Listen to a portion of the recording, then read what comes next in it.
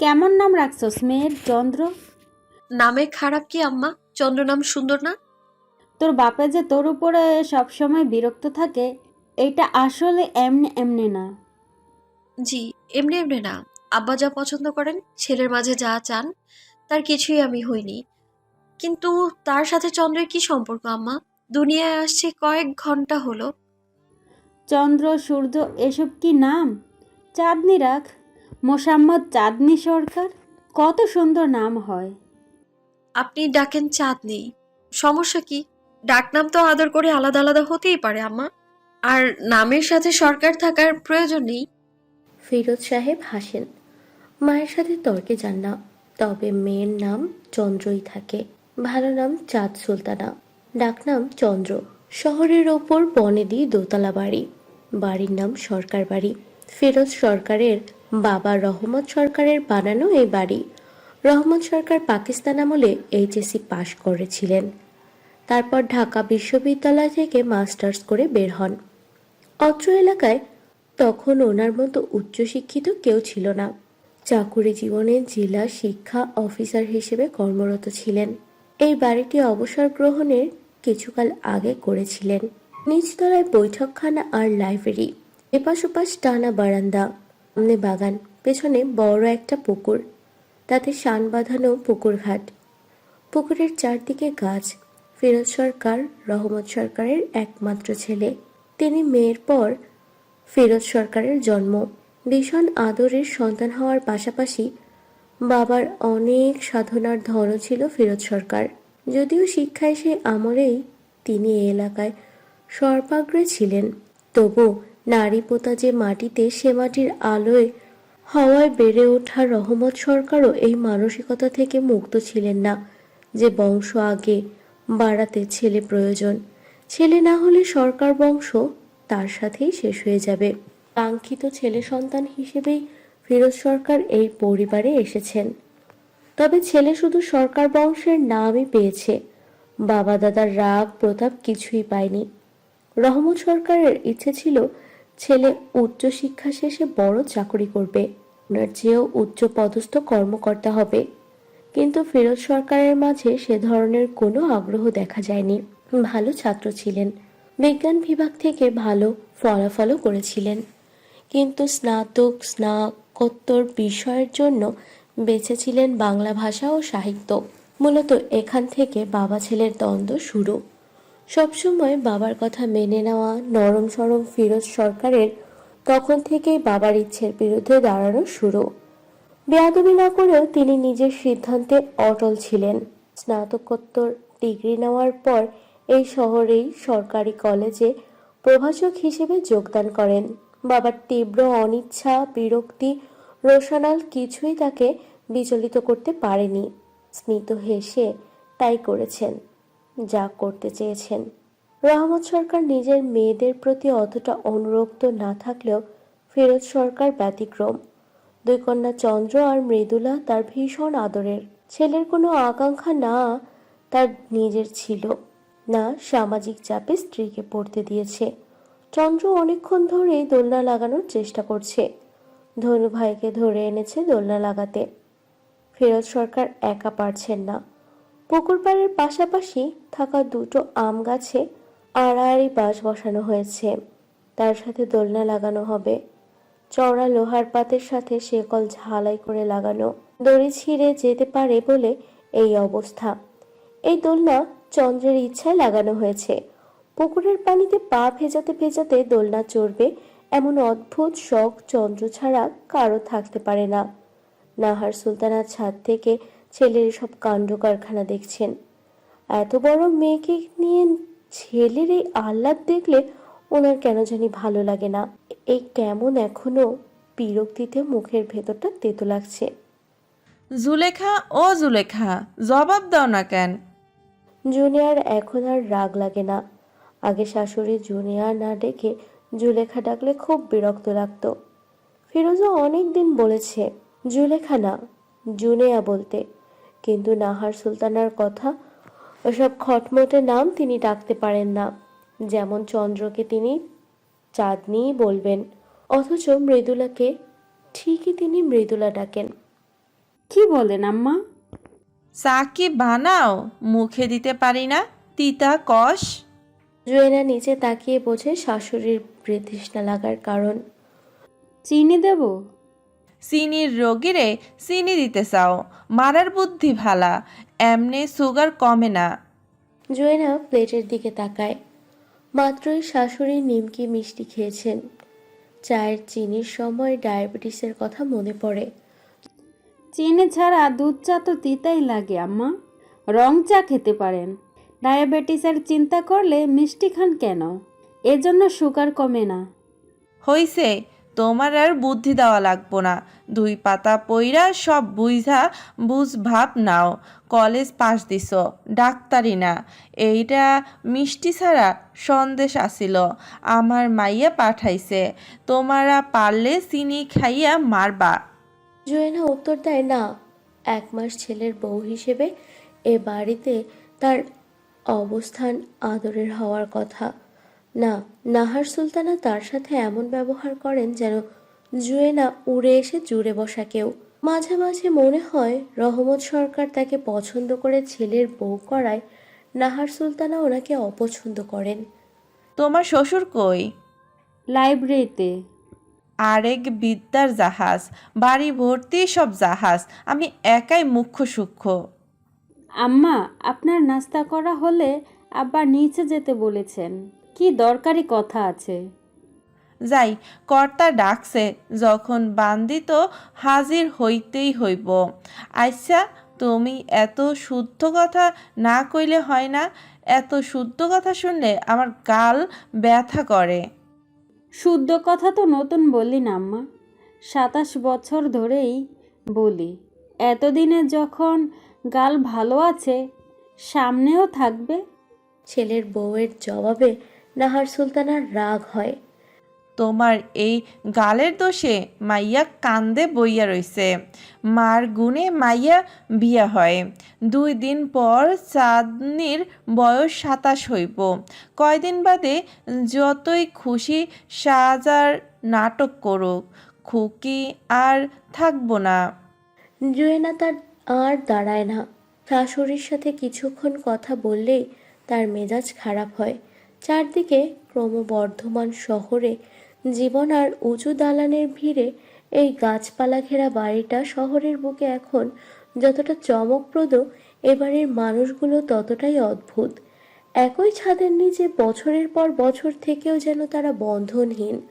গাছের ছায়ার মতন অন্ধকার রহস্যে ঘেরা শুধু আঙিনা না, সবার মনও। জুয়েনা নিচে নেমে স্বামীকে ডাক দেন। মৃদুলার আব্বু, এদিকে শুনে যাও। আসতেছি, কাজটা করে নেই। ফিরোজ সাহেবের দোলনা লাগানো শেষ। এখন একটা বাক্স বসানোর চেষ্টা করছেন। গাছের গায়ে খোদাই করে একটা ছোট্ট বাক্স বসাবেন।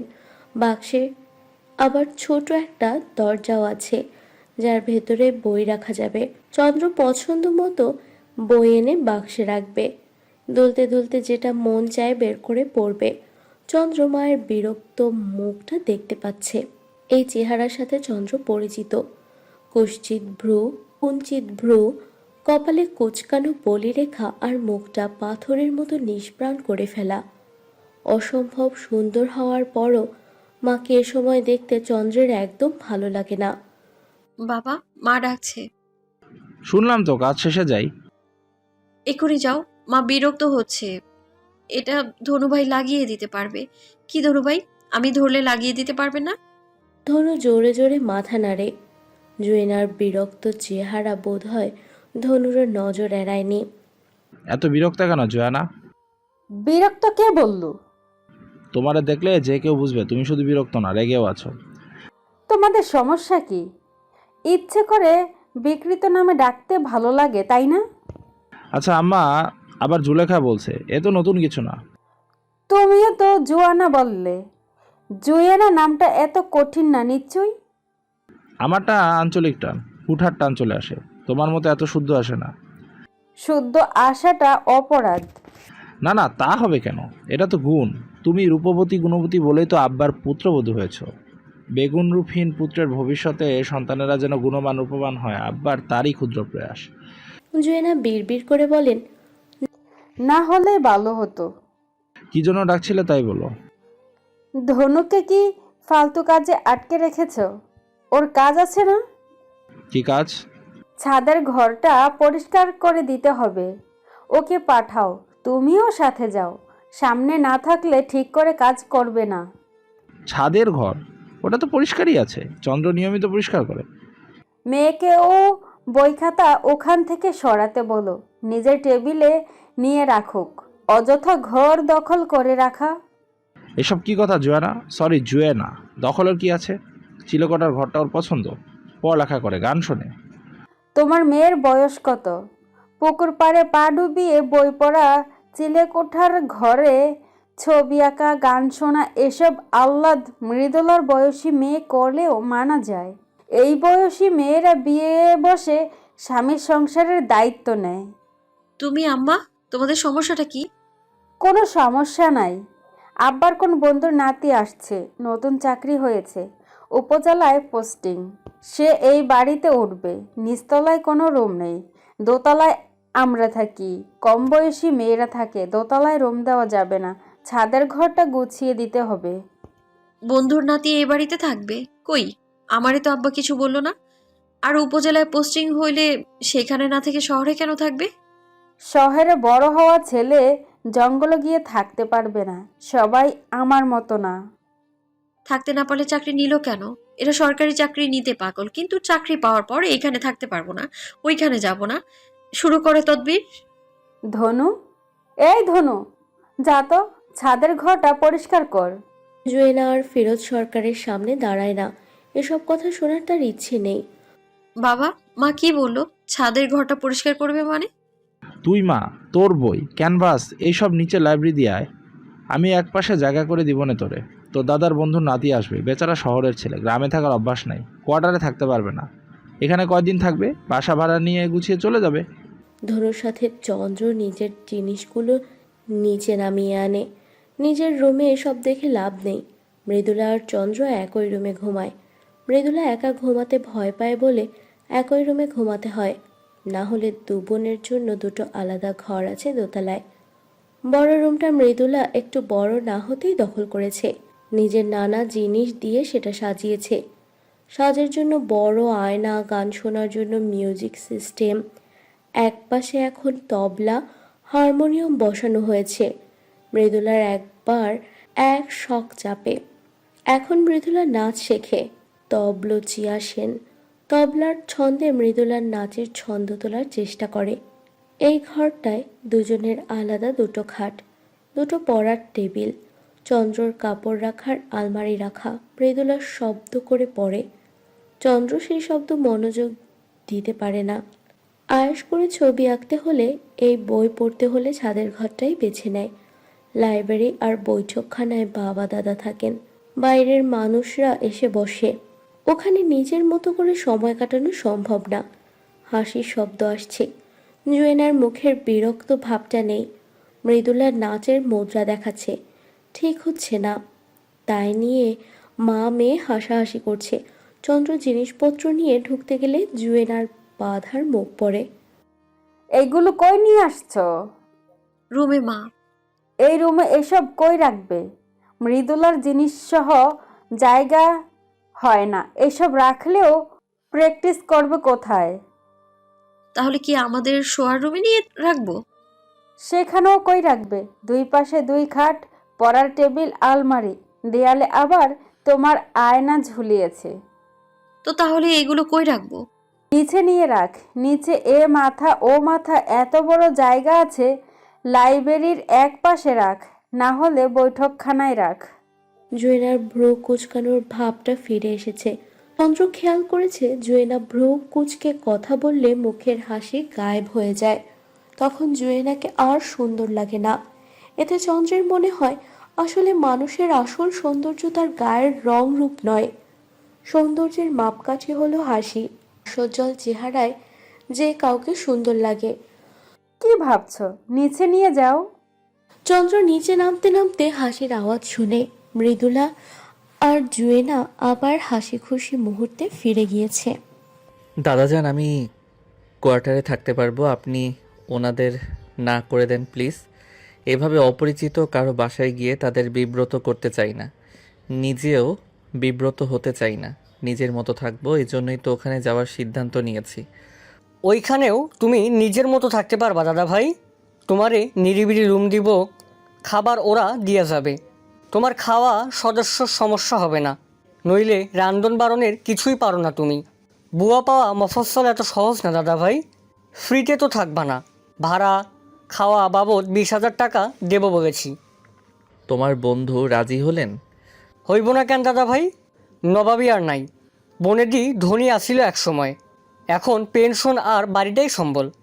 যেই সময় সে অবসরে যায় সেই সময় চাকরির বেতন আসিল কম, পেনশনও কম। একটাই ছেলে সরকারি কলেজের শিক্ষক, দিন দুনিয়ার ব্যাপারে উদাসীন শুনলাম। বৈষয়িক না হলেই বুঝি উদাসীন তোমাদের ভাষায়? আমার ভাষা না দাদা ভাই, আমার কোনো কিছু বলার ভাষা নাই। মানুষের ছেলে মেয়ে নিয়ে কত কিছু বলার নাই। রহমত সরকারের কথা অনুযায়ী বললাম। যাই হোক, সে বাইপাস করতে গত বছর মেলা খরচপাতি হয়েছে, সাংসারিক খরচ বাড়ছে, বনেদি বাড়ছে, বাড়ি ভাড়া দেওয়ার উপায় নাই। কাচারিতে ঘর কইরা ভাড়া দিলে নাকি সম্মান যাইব গা। বিল্ডিং তোলার টাকা নাই, জায়গা বেচবো না। এই সময় মাসে 20,000 টাকা পাওয়া ওর জন্য খারাপ না। টাকাটা দিতে বইল তার হাতে, সেই বাড়ির কর্তা। এর চাইতে কোয়ার্টারে থাকি, পরে সময় সুযোগ করে দরকার হলে আমি শহরে বাসা ভাড়া নিয়ে নিলাম। দাদা ভাই, শহর আর মফস্বল এক না। তুমি সারা জীবন শহরে বড় হয়েছো, মফস্বলের জীবন নিয়ে তোমার কোনো ধারণা নাই। মফস্বলের শহরে এলাকায় আমাদের ঢাকা শহরের গ্রামের থেকে অনুন্নত। দেখো টিকতে পারো কি না। টিকতে পারবো না। তাই তো দেখতে বললাম দাদা ভাই, দেখো পারো কি না। আপনার বন্ধুর নাতি এই বাসায় বেড়াইতে আসবো? বেড়াতে আসবো কই বললাম, থাকবো বললাম। নাহার, তুমি বললে অজগর বুইঝা নেওয়া মানুষ। বাংলায় বললাম থাকবো এখানে। ভাড়া দিবেন তাইলে? সেটা কখন বললাম? তুমি তোমার ছেলের বোরে বলবা নিয়ম করে 3 বেলা তার খাওয়ার আয়োজন রাখতে। আয়োজন বলতে রাজভোগ বুঝাই নাই, সে যুগ আর সামর্থ্য আর নাই। তোমার ছেলেরও সেই যোগ্যতা নাই। আমি না থাকলে আর এই বাড়িঘর করা না থাকলে তোমার মাস্টারের পুত্র এই দুমূল্যের বাজারে টিকতে পারতো না। বাংলা সাহিত্য ভালোবাসি কইরা পেট ভরা কোনো মতো জুটলেও আর কিছু জুটটা লাগতো না। এসব আমারে কেন বলেন? আমি মুখ্য সূক্ষ্ম মানুষ, এইসবে কি বুঝি? আপনি ছেলেরে অফিসার বানাইলেন না কেন? শিক্ষিত জাতি পাইতে শিক্ষিত মা লাগে। জি, আমি কম শিক্ষিত, কিন্তু ছেলে মাস্টার হইছে। আমনের ছেলে বউ মাস্টার পাস, তার এক মাইয়া শিক্ষিত, নাচ নেওয়ালি হইতেছে। আরেক মাইয়া আইবুড়া হইয়া এখন বই পরনের রঙ্গ করে, আগানে বাগানে বইয়া ছবি আঁকে, পুকুরের পানিতে পা ডুবাইয়া বই পড়ে। নাহার সুলতানের উপর চরম রাগ উঠলেও নিজেকে নিয়ন্ত্রণ করেন রহমত সরকার। বিশ্বাস হয় না একসময় এই নাহার সুলতানার মতো নিরীহ মহিলা কেউ ছিল না। স্বামী শাশুড়ি সবার ভয়ে তটস্থ থাকতেন। রহমত সরকারের ধমক দেওয়া লাগতো না, গম্ভীর কণ্ঠে নাম উচ্চারণই যথেষ্ট ছিল। এখন নাহার সুলতানা ওনার সাথে এই স্বরে কথা বলে যেন রহমত সরকারের সাথে রসিকতা করছে। ডাক্তার ওখানে রাখতে নিষেধ করেছেন। নিজের রাগকে যত নিয়ন্ত্রণ করার চেষ্টা করেন নাহার সুলতানা তাচ্ছিল্য করে তা যেন আরও উস্কে দিতে বদ্ধপরিকর। এই মহিলার স্বামী বিয়োগের ভয়ও যেন নেই। তুমি আমারে রাগাইছো? নাচনেওয়ালা কি কথা? নিজের নাতনিরে এই নামে কেউ ডাকে? আসলেই তুমি অশিক্ষিত মূর্খ মহিলা। জি, আমি তো স্বীকার যাই আমি অশিক্ষিত মূর্খ মহিলা। তাই এই শব্দ আমি শিখছি শিক্ষিত লোকের কাছে। আমার ছোট্ট মাইয়া যখন স্কুলের নবীনবরণে নাচ দিল, তখন এই বৈঠকখানায় বইসা আমার শ্বশুর কইলেন, নাহার সুলতানা, তিনি 3টা মাইয়া পয়দা করছে, এগুলোর কি বিয়া না দিয়া নাচনেওয়ালি বানাইবা?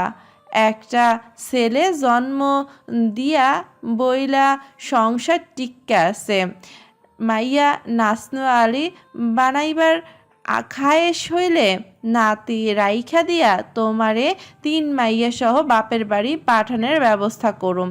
সেই দিন দেখছিলাম শিক্ষিত কেউ এই শব্দ নিয়ে আপত্তি করে নাই। যুগ বদলাইছে, তাইলে ভালা লাগলো। মেয়ের জন্য আপত্তি না করলেও নাতনির জন্য আপত্তি করছেন। যাই হোক, আপনার বন্ধুর নাতি আইব, তারে 3 বেলা 2টা খাওয়ানোর অবশ্যই উচিত। এইটা এই বাড়ির রেওয়াজ। সরকার বাড়ির রশি জ্বইলা গেছে, কিন্তু বাতি তো নিভে নাই। তেল অন্য কেউ দেখ, সমস্যা কি? বাতি জ্বলতে হবে। আপনার ছেলের বউরে আমি বইলা দিব। তাই আমি বললে খুব একটা কাজ হইব বলে মনে হয় না।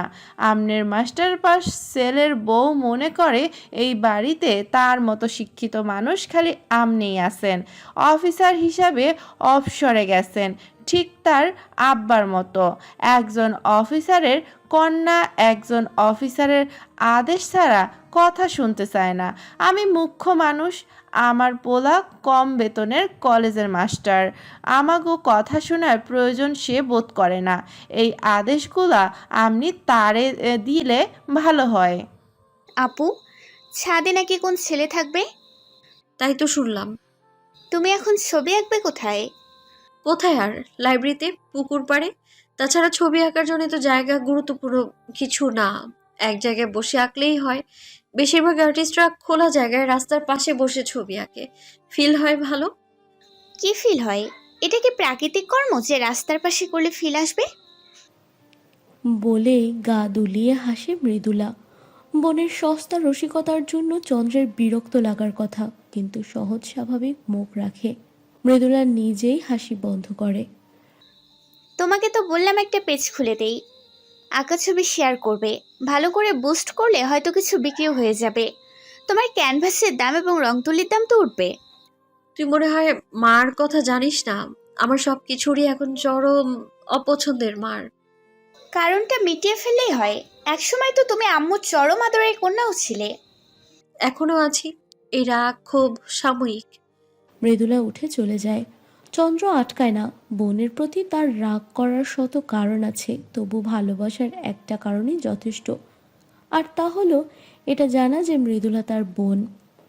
দাদা যান, তিনি তোমার কেমন বন্ধু? স্কুলে পড়ছি একসাথে, মাঝে বহু বছর যোগাযোগ আসিল না। আমি পারিবারিক ব্যবসায় ঢুকলাম। আমার আব্বা ঢাকায় দোকান নিলেন, চলে আসলাম ঢাকায়। বিয়ে শাদী করলাম ঢাকায়। আস্তে আস্তে দেশের বাড়ির সাথে যোগাযোগ গেল কন্যা।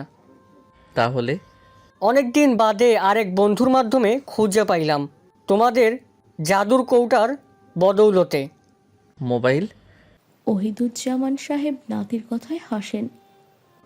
না রে বেটা, ফেসবুক।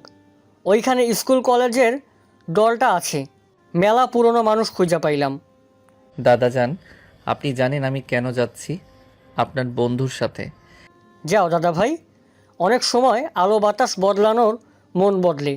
আগের দিনে শরীরের অসুখ সরাতে ডাক্তার অবাস বায়ু বদলাতে বলতেন। মনের অসুখও বায়ু বদলালে সরে যায়। বাকি তুমি কিছু ভাইব না, আমি ততটুকুই জানিয়েছি যা জানা দরকার। বেদরকারি কথা তোমার দাদা যেন বলে না। মাহতাবের ধারণা ছিল না উপকূল ট্রেনের অবস্থা এত খারাপ হতে পারে। একটু নিরিবিলি যাওয়ার জন্য কেবিনের টিকিট কাটতে চেয়েছিল, কিন্তু উপকূলে কেবিন পায়নি। এসি বগি স্নিগ্ধার টিকিট কেটেছে। ভৈরব পার না হতে এত লোক উঠেছে যে বাইরে তো বটেই, ভেতরেও ঢুকে বসে আছে। ছিটকিনি লাগানোর উপায় নেই, মহিলাদের জোর করে বেরও করা যায় না। অনেকে বিরক্ত হয়ে রাগারাগি করলেও কিছু মহিলাদের সাথে বাচ্চা থাকায় মাহাতাব আর নিষেধ করে না, বরং নিজেই এক কোনায় গুটিসুটি মেরে বসে জায়গা করে দেয়।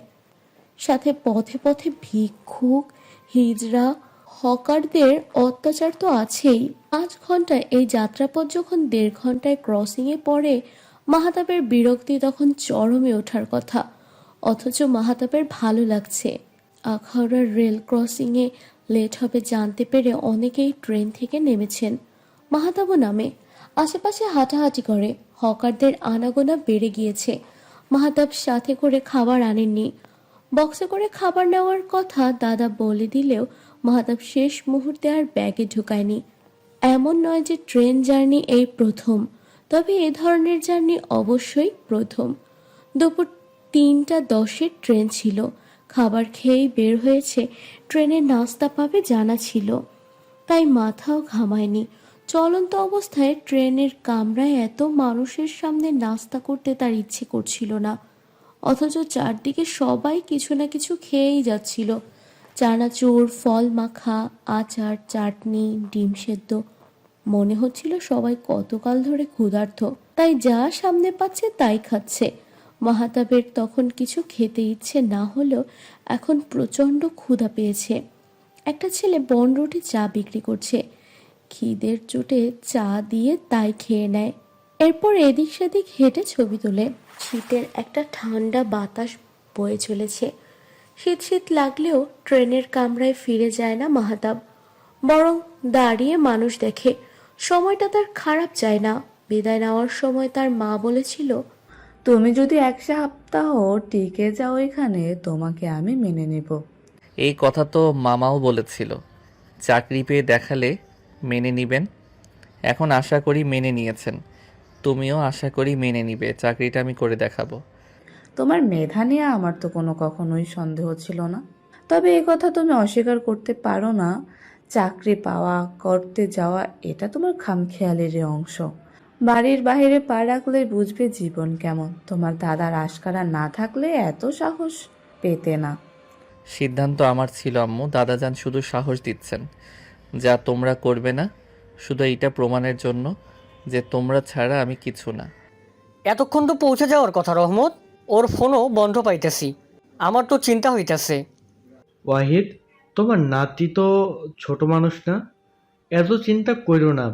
উপকূলের সার্ভিস ভালো না, সেখানেও দেরি হইতে পারে। ট্রেন প্রায় লেট করে। 8:30 বললেও মাঝে মধ্যেই রাতে 10:30-11টা বাজে। শোনো, আজ রাতের মধ্যে না আসলে আমি খোঁজ নিব।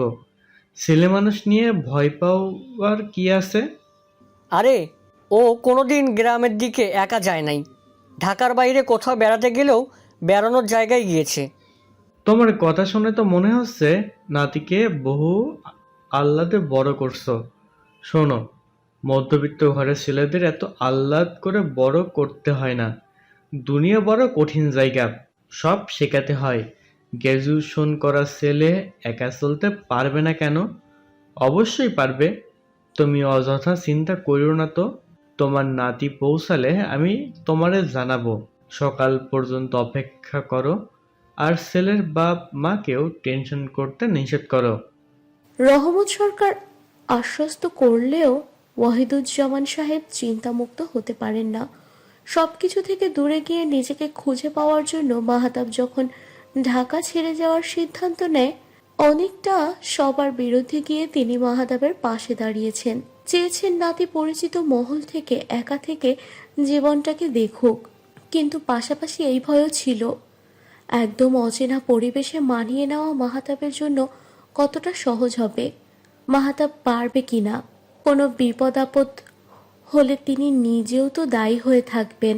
25 বছরের যুবক ছেলে নিজের জীবনের সিদ্ধান্ত নিজেই নিতে পারার কথা, নিজের খেয়াল নিজেই রাখতে পারার কথা, কিন্তু সবার জন্য এই সমীকরণ ঠিক নয়। লাইব্রেরির একপাশে নিজের আঁকা আঁকির জিনিসগুলো গুছিয়ে রাখতে রাখতে গান শোনে, নিজেও গুনগুন করে গান গাইতে থাকে। চন্দ্র, রাত 11:30 বাজে। মফস্বলে রাত 11:30 ভালোই রাত। আশেপাশের অনেক বাসায় আলো নিভে গিয়েছে। শীতের দিন বলে জানালা বন্ধ, ঠক ঠক ঠক। চন্দ্রের মনে হয় রাস্তার ধারে জানালা ধরে কেউ খটখট শব্দ করছে।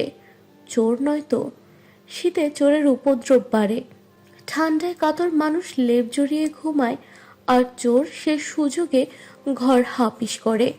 কিন্তু এই কামরায় লাইট জ্বলছে, হালকা সুরে গান বাজছে, নিজেও গাইছে। এ রুমে চোর গুতুগুতি করার কথা না। কেউ আছেন ভেতরে? শব্দ শুনলাম। ভয় পাবেন না, আমি মানুষ, ভূত না। এটা সরকার বাড়ি না। চন্দ্র সাবধানে জানালার একটা পাল্লা খোলে। পুরনো দিনের জানালা। ক্যাচ ক্যাচ শব্দ করে একটা পাল্লা খোলে। জি সরকার বাড়ি। আপনি কি মাহতাব জামান? জানালার ওপাশে একটা উৎসুক চেহারা দেখে মাহতাব। স্নিগ্ধ সুন্দর একটা মুখ, চোখ নাক মুখের গড়ন বিশেষ কিছু নয়।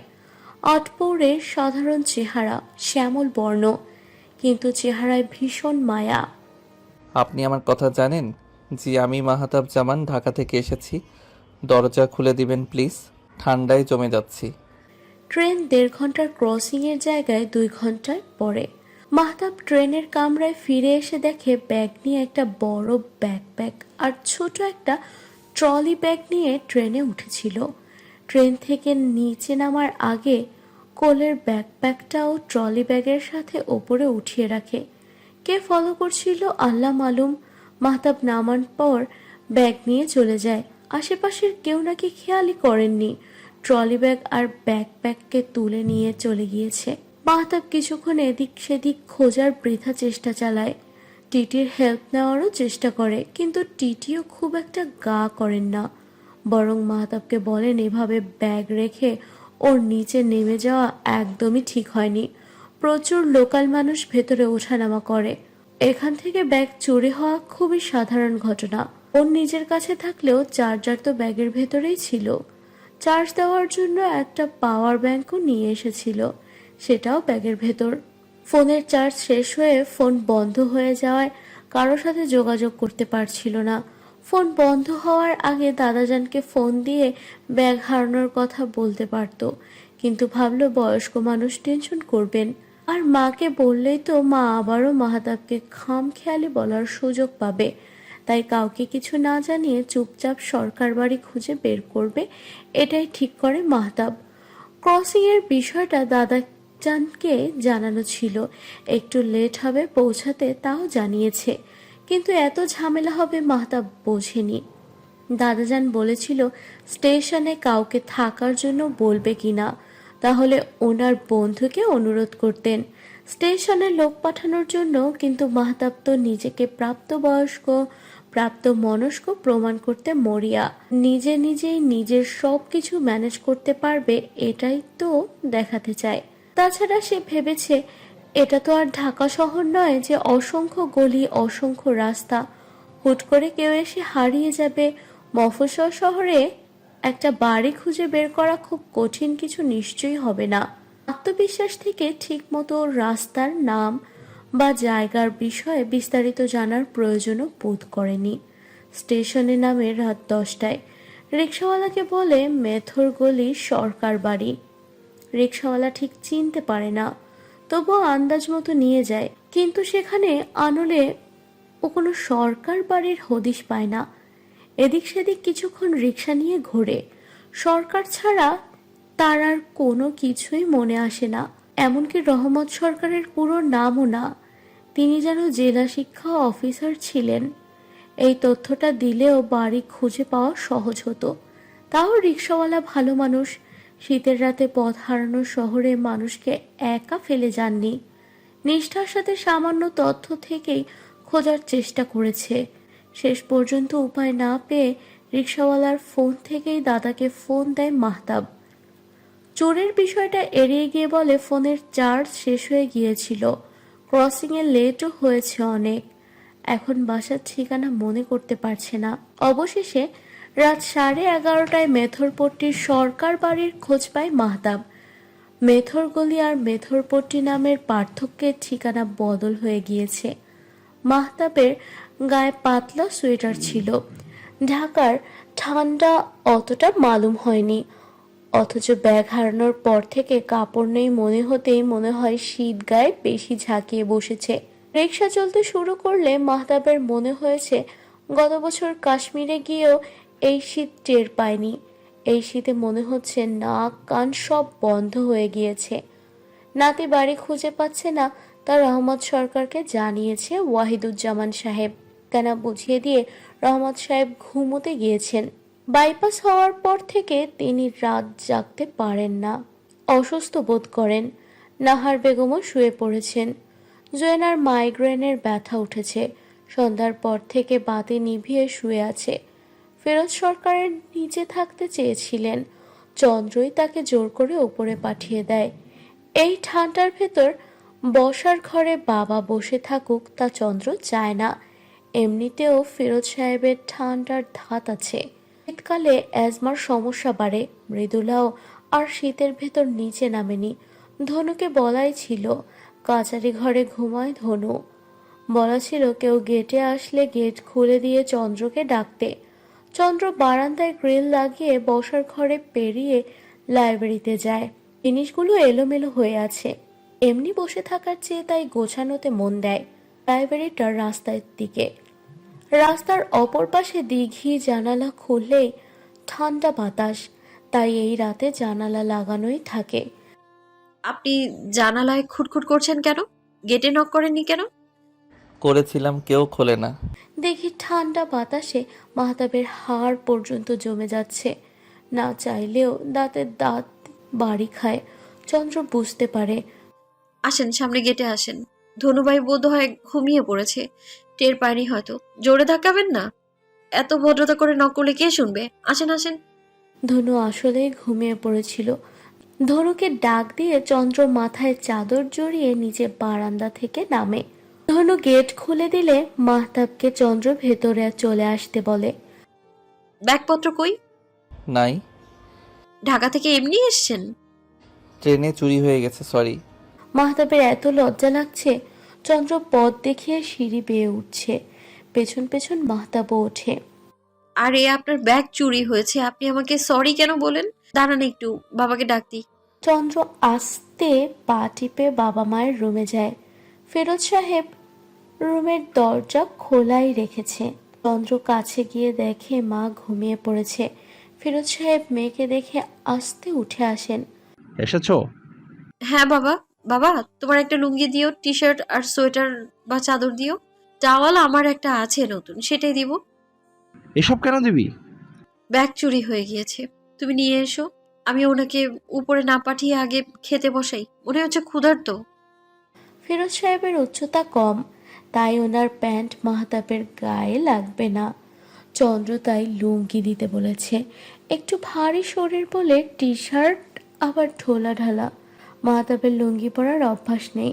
বাসায় ট্রাউজার 3/4 পরে থেকেছে। চন্দ্র ওর হাতে কাপড়গুলো দেওয়ার আগে মগে গরম পানি ঢেলে এনেছে। শব্দ শুনে মৃদুলাও খাওয়ার ঘরে এসে দাঁড়ায়। শীতে কাতর নতুন পরিবেশ। হতবিহব্বল এক সুদর্শন যুবককে সামনে দাঁড়িয়ে থাকতে দেখে অবাকই হয়। দাদার বন্ধুর নাতি আসবে শুনে মৃদুলার আলাদা কোনো অনুভূতি ছিল না। এখন সামনাসামনি দেখে অবাকই হয়। ছেলেদের জন্য সুন্দর বিশেষণ কেন জানি মানুষ ব্যবহার করে না, অথচ এক দেখায় বলা যায় লোকটা পুরুষ হিসেবে নিখুঁত সুন্দর। যাদের দাগের মতো সামান্য খুঁত বলতে কপালের ওপর ডান ভ্রুর কাছে একটা কাটা দাগ আছে। মৃদু, এসেছিস? ভালোই হলো, ওনাকে বাথরুমটা দেখিয়ে দে। গরম পানির মগটা নিয়ে যা। চন্দ্র ব্যস্ত হাতে টেবিল গোছাচ্ছে। খাবার গরম দিয়েছে। ঠান্ডা ভাতের সাথে ঠান্ডা তরকারি খেতে পারবে না। মাহতাবের ভালো লাগে। এই পরিবারের মানুষগুলোর মায়া আছে। ফিরোজ সাহেব কি সুন্দর নিজের কাপড় দিলেন, গায়ে না লাগুক দিয়েছেন তো। চন্দ্র যত্ন করে পানি গরম করে দিল, অথচ এদের জন্য তো ও বলতে গেলে ভাড়াটে। হয়তো তাদের দাদার বন্ধুর ছেলে বলে করছে, তবুও করছে তো। টি শার্ট পরলেও লুঙ্গি কিছুতেই বাঁধছে না মাহতাব। ভয় লাগছে, বাইরে গেলে দুটো মেয়ের সামনে যদি বাঁধন খুলে পড়ে যায় কি অবস্থা হবে। ঠক ঠক ঠক। বাথরুমের দরজায় নখ হচ্ছে। আপনাকে দাদা জানের পায়জামা দিচ্ছি। তিনি লম্বা মানুষ, আপনার গায়ে হবে। দরজাটি একটু ফাঁকা করুন। মোহাম্মদ সাহেবের পায়জামা বেশ লম্বা। মাহতাব কোনো রকমে পাজামার ফিতে লাগিয়ে বের হয়ে আসে। যদিও পাজামাটা পরতে তার খুবই অস্বস্তি লাগছিল। অন্য কারো পোশাক পরার অভিজ্ঞতা তার নেই। নানা প্রশ্ন মনে উকি দিচ্ছে। বয়স্ক একজন লোকের পায়জামা, না জানি তার কোনো চর্মরোগ আছে কিনা, পাজামাটা পরিষ্কার কিনা। তারপরও লুঙ্গি পরার চেয়ে ভালো। মনে মনে চন্দ্রকে ধন্যবাদ দেয়। লুঙ্গি পরে সে আসলেই বের হতে পারতো না। মাহতাবের বের হতে দেরি হচ্ছে দেখে চন্দ্র বুঝে ফেলে কি সমস্যা। তার রুম থেকে একটা পাজামা নিয়ে আসে। এখন মাহতাবকে কাঁচুমাচু হয়ে হাঁটতে দেখে মনে হচ্ছে মাহতাব পাজামা পরেও স্বস্তিতে নেই। তুমি লুঙ্গি পরতে পারো না? জি না আঙ্কেল, আসলে অভ্যাস নেই। এটা কোনো কথা? তোমরা আজকালকার ছেলেরা লুঙ্গি পরতে পারো না, অথচ লুঙ্গি ছেলেদের জন্য একটা শান্তির পোশাক। গরমে লুঙ্গি হলো আশীর্বাদ। শীতকালে অবশ্য একটা সমস্যা হয়, পা জমে যায়, তাই আমি তাই ট্রাউজার পরে লুঙ্গি পরি। আহ বাবা, কি শুরু করলা? পোশাক সেটাই আরামের যেটা পরে মানুষ স্বস্তি পায়। বেচারা শহরের মানুষ লুঙ্গি নাই পরতে পারে।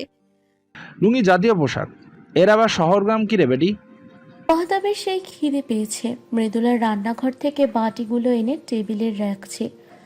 আর চোখে সেদিকে তাকিয়ে মাহতাবের পেটে গুড় গুড় করতে থাকে। পেটের ভেতর ইঁদুর দৌড়ের কথা এতদিন শুধু শুনেছে, আজ অনুভবও হয়ে গেল।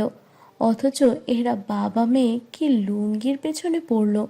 মনে হচ্ছে লুঙ্গি পরা কোনো লাইফ স্কিল, আর তা না পারা একটা অপরাধ। আপনার কাপড়গুলো রান্নাঘরে দড়িতে ঝুলিয়ে দিলাম, সকালে পরতে পারবেন আপনি। সকালে বাবার সাথে বাজারে গিয়ে কাপড় চোপড় কিনতে পারবেন। আবার চলার মতো কিছু কাপড় তো আপনার কিনতে হবে, তাই না? হ্যাঁ, আমার আসলে অন্যের কাপড় পরার অভ্যাস নেই। সেটাই তো স্বাভাবিক। তোমার কি মনে হয় আমরা একজন আরেকজনের কাপড় পরি? আজ একটা বিপদে পড়েছো, তাই তোমাকে আমার কাপড় দিলাম। ফিরোজ সরকারের কথায় মাহতাব থতমত খেয়ে যায়। মৃদুলা ডাকায় চন্দ্র রান্নাঘরে গিয়েছে। জি জি, মানে জি। কি জি জি করছো? তোমার বয়স কত হলো? প্রথম চাকরি না? এসএসসি এইচএসসি কত সালে? 25 শেষ হলো, আমি 16-18 সেশনের। আচ্ছা, আমার তাহলে জুনিয়র। আমি 15-17 সেশনের। চন্দ্র টেবিলের কাছ থেকে উত্তর দেয়। খাওয়া দাওয়া হয়েছে। ফিরোজ সরকার মাহতাবকে নিয়ে টেবিলের কাছে যায়। বাবা, তুমি শিক্ষক মানুষ বলে কম বয়সী কাউকে পেলেই তোমার ছাত্র ভাবা শুরু করো। এবার বেচারাকে শান্তিতে খেতে তো দাও। বোঝাই যাচ্ছে অনেক ক্ষুধার্ত সে। না না, আমি ক্ষুধার্ত না, বিকেলে বনরুটি খেয়েছি। বিকাল শেষ হয়ে এখন মধ্যরাত। যদিও মাহতাব খিদের কথা মুখে স্বীকার করতে চায়নি, তবে সত্যিটা হলো এটাই তো, সে আসলেই ভীষণ ক্ষুধার্ত। বনরুটি দুটো বহু আগেই হজম হয়ে গিয়েছে। খাবারের আয়োজন সাধারণ। ঘন ডাল, শীতকালের জাতীয় তরকারি ফুলকপি, সিম, আলু, টমেটো, শিং মাছ দিয়ে রান্না আর কাঁচা টমেটো কুচি করে ভাজি। খাবার নিয়ে নকরা করার কথা এই মুহূর্তে মাহতাবের মাথায় আসে না। পৃথিবীর সবচাইতে সুস্বাদু খাবার হলো ক্ষুধার্ত অবস্থায় খাওয়া খাবার। ক্ষুধার্ত অবস্থায় শুধু লবণ দিয়ে সেদ্ধ ভাত খেতেও অমৃত লাগে। স্বাভাবিক সময় শিং মাছ দিয়ে এক গামলা তরকারি রান্না করা হলে সে জীবনেও খেতে আগ্রহী হতো না। অথচ এখন তার কাছে মনে হচ্ছে তার জীবনের একটা বেস্ট খাবার সে এতদিন মিস করেছে। গরম গরম ফুলকপি সিম আলুর তরকারির মতো অসাধারণ খাবার দ্বিতীয়টা হতেই পারে না। ফুলকপিগুলো গোটা গোটা আছে, কিন্তু সেদ্ধ হয়ে নরম হয়ে গিয়েছে, মুখে দিলেই মিশে যাচ্ছে। কাঁচা টমেটোর যে ভাজিও হয় এটা তার জানা ছিল না। দুইবার ভাত নেওয়ার পর তৃতীয়বার ভাতের জন্য হাত বাড়াইতে গিয়ে একটু লজ্জা পেয়ে যায় মাহতাব। মৃদুলা ঘরে চলে গেলেও চন্দ্র আর ফিরোজ সাহেব এখানেই আছেন। তারা কি ভাবছেন? ভাবে মাহতাব যেন কতদিন পেট ভরে খায়নি, অথচ খাবার নিয়ে মাহতাব ভীষণ রকমের বাজবিচার করা ছেলে, যাকে আধুনিক ভাষায় বলে চুজি। চন্দ্র আর এক চামচ ভাত দেয়। ভাত ওদের একটু বেশি রান্না করা হয়। সকালে ধনু 12 মাসই ভাত খায়। রুটি তার গলা দিয়ে নামে না। যে খালা আসে মায়ের হাতে হাতে কাজে এগিয়ে দিতে, সে ভাত খায়। তাই ভাত সবসময় বাড়িতে রান্না হয়। আজ তো মাহতাব আসবে বলে চাল আরও বাড়িয়ে দেওয়া হয়েছে। আরে আর লাগবে না। একটু ডাল আর টমেটো ভাজি দিয়ে খেলে ভালো লাগবে। চন্দ্র মগে করে ঘন দুধ চা বানিয়ে এনেছে। এখানে কফি পাওয়া যাবে কিনা নিশ্চিন্ত না থাকায় মাহতাব কফির বড় একটা পট কিনেছিল, একটা ওয়াটার হিটার নিয়েছিল যখন তখন কফি বানাতে সুবিধা হবে ভেবে, কিন্তু ব্যাগের সাথে সেসবও চলে গিয়েছে। একবার ভেবেছিল চায়ের জন্য না করে দিবে, কিন্তু ঠান্ডায় আরাম হবে ভেবে না করে না। কিন্তু চা মুখে দিয়ে মনে মনে নিজেকে ধন্যবাদ দেয়। পানির মতো টলটলে না, বরং বেশ কড়া লিকারের কড়া। দুধ চিনি কিছু লাগবে? না না, চিনি এমনিতেই খাওয়া হয় না। চাটা খুব ভালো হয়েছে। আমি তো চা খাই না, তারপরে এত ভালো লাগছে। তোমার কি ডায়াবেটিস আছে নাকি? চিনি খাও না, চা খাও না, লুঙ্গি পরো না? শহরে বড় ছেলেপেলেরা আসলে মুরগি হচ্ছে নাকি? না মানে, জি জি। এই জিজি আবার কি? বাবা অনেক রাত হয়েছে, বাকি ইন্টারভিউ সকালে নিলে হয় না? মা একবার এসে দরজায় উকি দিয়ে গেছে। চা শেষ করে শুতে দাও। ওনাকে উপরে রুমটা দেখিয়ে দিতে হবে তো। আমি শুতে যাব। রাত কম হয়নি, চারদিক নিস্তব্ধ। সারাদিনের উত্তেজনায় মাহতাব টের পায়নি। এখন ছাদের ওপর এই একলা রুমে দুনিয়ার একাকিত্ব এসে ঘিরে ধরেছে। মনে হচ্ছে দুনিয়া হতে বিচ্ছিন্ন জায়গায় এসে পৌঁছেছে। স্মৃতিরা সব হানা দিচ্ছে একসাথে। স্মৃতিদের হাত থেকে পালাবে বলেই এত দুরাশা, অথচ স্মৃতিগুলো সব মাথায় করে তার সাথে এসেছে।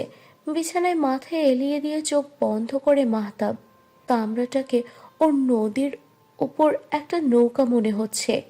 পানির স্রোতের সাথে নৌকা অল্প অল্প যেমন দুলে, রুমটাও তেমনই যেন দুলছে।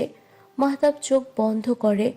এক ফোঁটা অশ্রু গড়িয়ে পড়ে তার চোখের কোল ঘেঁষে। চোখ খুলতে না খুলতে আবার বন্ধ করে ফেলে মাহতাব। আলো চোখে লাগতেই মাথায় একটা ধাক্কা লেগেছে যেন। কয়টা বাজে কে জানে। মোবাইল বন্ধ হয়েছিল। এ বাসার চার্জারগুলো তার ফোনে সাপোর্ট করেনি। বাইরে বের হলে কাপড়, চার্জার সহ টুকটাক অনেক কিছু কেনাকাটা করতে হবে। আর সম্ভবত জয়েন করতে পারবে না। মাহতাব এখানে এসেছে উপজেলা খাদ্য নিয়ন্ত্রক পদে যোগদানের জন্য। কখনো ভাবেনি শহর ছেড়ে এত দূরে আসবে চাকরি করতে। চাকরি করা তো মাহতাবের পরিকল্পনাতেও ছিল না। তবু গত 1.5 বছর ধরে ও চাকরির পড়া করছে। কাকে প্রমাণ করার জন্য জানে না, হয়তো নিজেকে প্রমাণের জন্য। IELTS টোফেল দিয়েছে। দেশের বাইরে চলে যাবে ভেবেছে। যাওয়ার দরকার ছিল পরিচিত শহর ছেড়ে দূরে কোথাও, কিন্তু সেখানে প্রশ্নবিদ্ধ হয়েছে। বিদেশে যেতে যে টাকাটা প্রয়োজন তা তো তাকে পরিবার থেকে নিতে হবে। দাদাজান দিতেন, তাও তো ঘুরে ফিরে একই কথা। বিদেশ চলে যাওয়ার পরিকল্পনা মাহতাবের এখনও আছে। স্কলারশিপ পেলেও বিমান ভাড়া সহ অনেকগুলো টাকার বিষয় আছে। চাকরি করা ছাড়া হাতে কিছু টাকা জমানো সম্ভব নয়। টিউশনি করানোর অভিজ্ঞতা নেই, ধৈর্যও না। ভীষণ ছটফটে চঞ্চল মাহতাবের জন্য 1.5 বছর চাকরির পরীক্ষা দেওয়ার প্রস্তুতি নেওয়াই সহজ ছিল না। অনেকবার ধৈর্যচ্যুতি হয়েছে। ছোটোখাটো কর্পোরেটার কোম্পানিতে ঢুকে যাবে ভেবেছে। তবুও ওই যে প্রতিযোগিতামূলক জায়গায় টিকে দেখানোর একটা অদ্ভুত চ্যালেঞ্জ নিয়েছে। কড়া নাড়ার শব্দে ঘুম পুরোপুরি কেটে যায় মাহতাবের। কে? আমি রহমত সরকার। মাহতাব উঠে বসে। রহমত সরকার মানে তার দাদার বন্ধু। গতকাল দেখা হয়নি, সম্ভবত তিনি ঘুমিয়ে পড়েছিলেন। নিজেকে একটু ধাতস্থ করে দরজা খুলে দেয় মাহতাব। আসসালামু আলাইকুম। ওয়ালাইকুম সালাম। আমি তো কাল ভাবতেছিলাম ওয়াহিদ তোমার জন্য এত চিন্তা করতেছে কি জন্য। এত বড় ছেলে তুমি হারাবা কোথায়? সকালে উঠে ঘটনা শুনে বুঝলাম ওয়াহিদ তার নাতিকে নিয়ে চিন্তা করার তো কারণ আছে। 10 থেকে সব হারায়ও কিভাবে? কইছিলা? মাহতাব ইতস্তত করে। পায়জামাটা লম্বায় বড়, অস্বস্তি লাগছে। খুলে দিতে ইচ্ছে করছে। কার পায়জামা পরেছো? আমার নাকি? জি, আপনারই মনে হয়। লুঙ্গি পরতে পারো না? মাহতাব মনে মনে বলে। কি সালা, আবার লুঙ্গির আলোচনা শুরু হবে নাকি? এই ফ্যামিলির কি লুঙ্গি নিয়ে কোনো সমস্যা আছে? কিন্তু মুখে বলে। জি না, আপনাকে কি বলবো, দাদাই বলি। আমার দাদার বন্ধু আপনি। আমার আসলে লুঙ্গি পরার অভ্যাস নাই। হুম, টিকতে পারবা তো? মনে তো হইতেছে ব্রয়লার মুরগির মতো বড় হইছো। এইটা কিন্তু মফস্বল শহর। জি পারবো। আর আপনারা তো আছেনই। দরজায় দাঁড়িয়ে বিস্তারিত কথা হবে না, বাইরে আসো, রোদে বসে কথা বলি। আর শোনো, বিছানা গুছিয়ে রাখবা। নিজের কাজকর্ম নিজে করতে হবে। গোসলের সময় আমার পায়জামা ভালো করে ধুয়ে দিবা। আমি? তো কে? না মানে বুয়া আসে না। বুয়া তোমার কাপড় ধুইবে কেন? এখানে এমন কোনো বুয়া নাই। ঘর সংসারের সব কাজ করার জন্য আমেনার মা আসে। সে গৃহস্থলী কাজকর্ম করে। নিজের কাজ নিজে করবা। রহমত সরকার গিয়ে রোদে বসেন। জোয়েনা আমেনার মাকে দিয়ে চা নাস্তা পাঠিয়ে দিয়েছে। সকালের নাস্তা শ্বশুর শাশুড়ি রোদে বসে করেন। নাস্তার আয়োজন এ বাড়িতে 12 মাসই একই থাকে। চিকন করে আলু কুচি করে ভাজি আর রুটি, রুটি না খেলে ভাত, আলু ভাজি আর ডাল। মৃদুরা খাবার নিয়ে ঘ্যান ঘ্যান করে, মাঝে মাঝে ডিম ভাজি করায়, খিচুড়ি রান্না করায়, তবে দাদির চোখ এড়িয়ে। দাদির জীবনে আনন্দ নামক কিছু নেই। অন্য কারোর আনন্দও ওনার ভালো লাগে না। খাবার নিয়ে আধিক্যতাও তাই ওনার বিরক্ত লাগে। মাতা হাত মুখ ধুয়ে রহমত সরকারের সামনে আসে। নাহার বেগম আর রহমত সরকার দুটো চেয়ারে বসে আছেন। টি টেবিলে খাবার রাখা, অপর পাশে একটা মোড়া দেওয়া। বসো। মাহতাব বোঝে ওকে মোড়ায় বসতে বলেছে। কি স্যারা, তুমি মোরাত বইতে পারো না? কোমরে বেদনা? নাহার বেগম প্রশ্ন করেন। মাহতাব মাথা নেড়ে না বোধক বুঝিয়ে মোড়ায় বসে। আদব কায়দা কিছু শিখছো, না আমার নাতিগো মতো নাচ গান করা শিক্ষিত হইছো খালি? জি। মুরব্বি দেখলে সালাম দেওয়ান লাগে। জি দিয়েছি তো। কখন দিলা? শুনলাম না তো। মাহতাব রহমত সরকারের দিকে তাকায়। নাহার বেগম তা দেখে বলেন, মুরব্বি কি খালি পুরুষ মানুষ? জি না তা না, সরি। আসসালামু আলাইকুম দাদিমা। রহমত সরকার নাস্তা শুরু করেন। আমার স্ত্রীর মুখের ভাষা একটু কড়কড় গায়ে নিও না। তোমার জয়েন কবে? হ, আমরাই সব কর্কশ তিতা। রহমত সরকার স্ত্রীর কথায় গা করেন না। 5 তারিখের ভেতর করতে হবে। আজ কিচ্ছু কেনাকাটা করে গুছিয়ে কাল জয়েন করব। প্রথম চাকরি? জি। মাহতাবের উঠতে দেরি হয়ে গিয়েছে। ফিরোজ সরকারের ক্লাস ছিল, তিনি বেরিয়ে গিয়েছেন। মৃদুলাও ক্লাসে চলে গিয়েছে। মাহতাবকে ধরে রহমত সাহেব দীর্ঘ সময় গল্প করলেন। একে তো মোটা আটার রুটি চাবাতে চাবাতে মাহতাবের গাল ব্যথা, তার উপর রহমত সাহেবের দীর্ঘ কর্মজীবনের গল্প শোনা। গালের সাথে মাহতাবের কানও শেষ। বোঝাই যাচ্ছে রহমত সরকার কর্মজীবনের গল্প করার জন্য অনেক দিন কাউকে পাননি। নতুন মানুষের কাছে 50 বছরের গল্প করার মতো দীর্ঘ রসদ ওনার আছে। স্বামীর গল্প শুরু হলে নাহার বেগম উঠে চলে গিয়েছেন। জুয়েনা নামক এক ভদ্রমহিলা এসেছিলেন। মাহতাব জানতে পেরেছেন তিনি চন্দ্র আর মৃদুলার মা। মহিলা রাশভারী, তেমন কথা বলতে আগ্রহী নন। শেষমেশ টিএনটিতে একটা ফোন আসায় রহমত সরকার ওঠেন, আর মাহতাবও রক্ষা পায়। এখানে বাজারঘাট কিছুই চেনে না মাহতাব। পোশাকের যে হালে বাইরে বের হতে ইচ্ছে করছে না। ফোন বন্ধ এখনো। মাহতাবের মা যে বলেছিল 1 সপ্তাহ টিকে গেলে মেনে যাবেন, তখন মাহতাবের কিছুই মনে হয়নি। মনে হয়েছিল 1 সপ্তাহ কেন, 1 মাস করে দেখাবো, বিদেশ যাওয়ার আগে পর্যন্ত করবে। অথচ এখন মনে হচ্ছে ছেড়ে দে মা, কেঁদে বাঁচি। নিজের পরিবারকে সবচেয়ে জটিল মনে হতো মাহতাবের। এখন মনে হচ্ছে সব পরিবারই নানা জটিলতা আছে। যেমন আপাতত স্বাভাবিক এই পরিবারও নানা অস্বাভাবিকতায় যেন মোড়া। চন্দ্রকে মনে মনে খুব মিস করে মাহতাব। অল্প সময়ে মনে হয়েছে এই পরিবারের সবার সাথে মিশে যাওয়া সহজ হবে যদি চন্দ্র সামনে থাকে। চন্দ্রের ভেতরে কিছু একটা সহজ বিষয় আছে, আপন করে গ্রহণ করার মতো সহজাত ক্ষমতা। ভাবতে ভাবতে ছাদের কিনারে এসে নিচে তাকিয়ে একটা জায়গা দেখে চোখ জুড়িয়ে যায়। পুকুরের এক কোনায় দোলনায় বসানো, এমন ভাবে যে দোলনার পা দোলালে পানির ছোঁয়া পাওয়া যাবে। গাছের গায়ে একটা বাক্স বসানো, যাতে বই রয়েছে। আরও কাছ থেকে দেখতে পায়ে পায়ে নিচে নেমে আসে মাহতাব। দোলনা, বই, সবকিছুর ভেতরে একটা মেয়েলি যত্নের বিষয় আছে। মাহতাবের গল্প কবিতা পড়ার আগ্রহ নেই, তবুও বাক্স খুলে বইগুলো দেখে। বেলা ভালোই হয়েছে, সূর্য এখন মাথার উপর, যদিও গাছের ছায়া এখনো সূর্যের আলো প্রবেশ করছে না, বরং পুকুরের ঠান্ডা বাতাসে ঠান্ডা লাগছে। চাদর আরো ভালো করে জড়িয়ে নেয় মাহতাব। পুকুরের অপর দিকে চোখ পড়তেই নজরে আসে পুকুরের ঘাট ধরে চন্দ্র হেঁটে আসছে, গত রাতের একদম বিপরীত সাজে। গলা বন্ধ সোয়েটারের সাথে সুতি শাড়ি পরেছে, মনে হচ্ছে বাইরে থেকে এসেছে। লম্বা চুল বেনি করা, চোখে ঘন করে কাজল, সিধে সাদা সাজ, হাতে হাতে প্যাকেট নিয়ে সিঁড়ির ঘরের দিকে যাচ্ছে। উপরে উঠবে, ওকে কি খুঁজতে উপরে উঠছে? চন্দ্রা বাংলাবাজার সরকারি মাধ্যমিক বিদ্যালয়ের শিক্ষিকা, গত বছর যোগদান করেছে। যদিও ফিরোজ সাহেবের ইচ্ছে মেয়ে কলেজে শিক্ষকতা করুক। নিবন্ধন পরীক্ষা দিয়েছে চন্দ্রা, পাশও করেছে। ভালো কলেজে চাকরি না হওয়া পর্যন্ত এখানেই চাকরি করবে ভেবে জয়েন করা।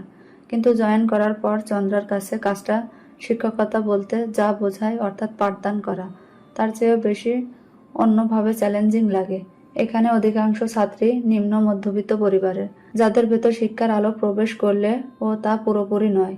এখনো তারা ছেলে ও মেয়ের শিক্ষায় পার্থক্য করে। বেশিরভাগ মেয়ে বিয়ে জন্য পড়েছে, মানে ক্লাস 9-10 পর্যন্ত পড়তে পড়তে বিয়ে হয়ে যায়, এরপর স্কুল ছেড়ে দেয়। স্কুলের গণ্ডি পেরিয়ে কলেজে পৌঁছানো হয় না অনেকেরই, কেউ কেউ তো বোর্ডের পরীক্ষার আগেই ঝরে পড়ে। চন্দ্রা চেষ্টা করেছিল পড়ালেখায় ভালো এমন কিছু মেয়ের বাবা মাকে পড়ালেখায় আগ্রহ করাতে, কিন্তু তাদের কাছে এর গুরুত্ব বোঝানোটা এত সহজ নয়। তারা ছেলেদের পড়ানোর বিষয়ে আগ্রহী হলেও মেয়েদের নিয়ে নয়। তাদের জন্য মেয়েকে উচ্চশিক্ষিত করার পথ সহজও নয়। মফস্বলের সব জায়গায় পরিবেশ ভালো নয়, চারিদিক ইপটিজিং, হাতে হাতে মোবাইল। কি পরিমাণ কিশোর গণগ্রাফিতে আসক্ত তা চন্দ্রা ওদের কাছাকাছি না আসলে হয়তো জানতে পারত না। সমবয়সী কিশোর ছাত্ররাই ছাত্রীদের উত্ত্যক্ত করে। অহরহ প্রেমের সম্পর্কে জড়ানোর ঘটনাও কম নয়। শুধু পড়ালেখার দিকে মনোযোগ এমন ছেলে মেয়ে অনেক কম। নতুন করে যুক্ত হয়েছে টিকটক সহ নানা অনলাইনে প্ল্যাটফর্ম, যা এদের শূন্য থেকে তারকা বানিয়ে দেওয়ার স্বপ্ন দেখায়। তাই এখানে এদের পড়ালেখার দিকে মনোযোগ ধরে রাখা খুব মুশকিল। চন্দ্রা চেষ্টা করে ক্লাসের পড়ালেখা আনন্দদায়ক করতে, পড়ালেখার বিষয়ে আগ্রহী করতে, কিন্তু পরিবেশ বৈরী হলে কিছুই সহজ হয় না। সব শিক্ষক একই মন মানসিকতা রাখেন না। কারো কারো কাছে এটা নিছকই চাকুরি, যেখানে 6 ঘন্টা কোনো রকম পার করতে পারলেই হয়। কেউ কেউ আছেন যারা সত্যি শিক্ষার আলো জ্বালাতে চান। তাদের মতো মানুষদের জন্য এখনো কিছু ছেলে মেয়ে এই পরিবেশ থেকে উঠে আসে। স্কুল থেকে চন্দ্রা আজ আগেই বের হয়েছে। বাসায় ফোন দিয়ে জানতে পেরেছে ফিরোজ সাহেব বের হয়ে গিয়েছেন। আগন্তুক মাহতাব বাড়িতেই আছে। মাহতাব কেন বাইরে কেনাকাটা করতে যেতে পারেনি বুঝতে পেরেছে চন্দ্র। আসার পথে টুকটাক কেনাকাটা করে এনেছে। অপরিচিত কারোর জন্য অযথা খরচের টাকা চন্দ্রের নেই। মানবিকতার খাতিরে একটা ট্রাউজার, টি শার্ট আর গামছা এনেছে, তোয়ালের দাম বেশি। আমি এখানে? চন্দ্র ছাদের ইতি উতি খুঁজে দেখছে দেখে পেছন থেকে বলে মাহতাব। চন্দ্র থমকে গিয়ে পেছনে তাকায়। শীতের রোদ মধ্য দুপুরেও গায়ে লাগে না, আরাম আরাম উষ্ণতা ছড়ায়। মধ্যাহ্নে সূর্য মাথার উপর নিয়েও তাই মাহতাব চাদর গায়ে দাঁড়িয়ে আছে। রাতে ভালো করে খেয়াল না করলেও এখন চন্দ্রের মনে হয় সামনে দাঁড়ানো ছেলেটা নিঃসন্দেহে সুপুরুষ, চাদর গায়ে জড়িয়ে। আপাতত অদ্ভুত মিসফিটিং পোশাকও যাকে চোখে লাগে, সে নিঃসন্দেহে সুপুরুষ। দ্রুত নিজেকে সামলে নিয়ে চন্দ্র বলে, ট্রাউজার আর টি শার্ট আছে, ঠিকঠাক পোশাক নাই দেখে বোধহয় বাইরে যাওয়া হচ্ছে না। কিন্তু বাইরে গিয়ে কেনাকাটা না করে আসলে তো হবে না। চোখের আন্দাজে কিনলাম, চলবে কিনা দেখেন। আমাকে তুমি করে বলেন। বয়সে আমার ছোট জানি, কিন্তু এত বড় ছেলে মানুষকে তুমি করে বলতেও কেমন যেন লাগে। আরে 1-1.5 বছরের ছোট বড়কে গোনায় কে ধরে? আমার বেশ কিছু ক্লাসমেট ছিল যারা ইয়ার ড্রপ করে আমার সাথে পড়েছে। ঢাকায় তো এখন সমবয়সীদের ভেতর আপনি উঠেই গিয়েছে, তুমি করে বলে ছোটরাই। আচ্ছা, এখানে এমন না। ফর গড সেক, আপনি করে বলার কোনো দরকার নাই। আমিও আপু করে বলবো না। বুঝতে পারছি অস্বস্তিকই, এমন আইবুড়ো ছেলে আপু করে ডাকলে বিরক্ত লাগারই কথা। আইবুড়ো কথাটা যায় না, দামড়া ছেলে বলা যায়। বাংলা দুর্বল তোমার, তবে ঠিক। এমনিতেই আমি নিজে আইবুড়োর লেভেল নিয়ে আছি, এর ভেতর আর আপু টাপু ডাক শুনে নিজেকে আরো বয়স্ক ভাবতে ইচ্ছে করে না। আপনাকে বয়স্ক বলে কে? বাদ দাও, ট্রাউজার টি শার্ট দেখো, গেলাম আমি। মাহাতাব জীবনে কোনোদিন গামছা ব্যবহার করেনি। ওর ধারণা ছিল গামছা জিনিসটা বাসাবাড়ি থেকে বিলুপ্ত হয়ে গিয়েছে। শ্রমজীবী মানুষরা রুমালের বিকল্প হিসেবে ব্যবহার করেন ঠিক, কিন্তু এ বাড়িতে দেখছে লুঙ্গি গামছা সব বহাল তবিয়তেই আছে। রহমত সরকার গায়ে তেল মেখে রোদে গামছা গায়ে দিয়ে বসে আছেন। বাড়ির কাজকর্ম করা ধনু এই ঠান্ডাতে গামছা কোমরে লুঙ্গির বিকল্প হিসেবে বেঁধে রেখেছে। ফিরোজ সরকারও গামছা ব্যবহার করে, এ বিষয়ে মাহতাব নিশ্চিত। যাক, জীবনে সব অভিজ্ঞতার দরকার আছে। গামছা দিয়ে গা মুছে মাহতাবের মনে হয় জিনিসটা খারাপ না, নরম আরামদায়ক।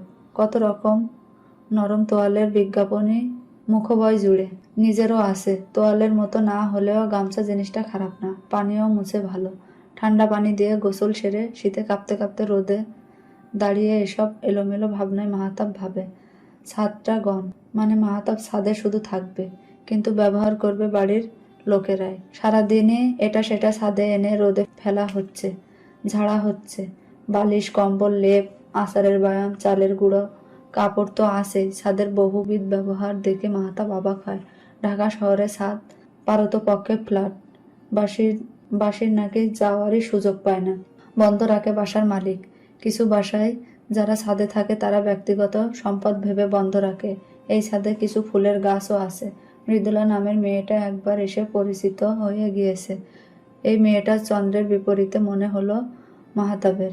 চন্দ্র ধীর স্থির, মৃদুলা নিজেকে নিয়ে ব্যস্ত। অল্প সময়ে নিজের বিষয়ে অনেক কিছু জানালো। চন্দ্রের সাথে বেশ কথা হলো। চন্দ্রের বিষয়ে তেমন কিছুই জানতে পারেনি। এই যে চন্দ্র স্কুলে চাকরি করে এটাও মৃদুলা জানালো। দুপুরে খাবারও সাধারণ, টমেটো দিয়ে স্যুপের মতো করা হয়েছে, এটা নাকি খাট্টা। তেলাপিয়া মাছ ভাজা আর ফুলকপি ভাজি। মাহতাবের অবাক লাগে। এসব খাবার যিনি রান্না করেন তার হাতের জাদু নাকি নতুন জায়গায় প্রভাবে। যেমন খিদে পাচ্ছে তেমন খেতেও পারছে। খাওয়া নিচে সবার সাথে খেতে ডাকেনি, ধনু দিয়ে গিয়েছিল, বলেছে খাওয়া শেষে প্লেট বাটির ট্রে নিচে দিয়ে আসতে। ফিরোজ সরকার কলেজ থেকে ফিরে দেখা করে গিয়েছিলেন।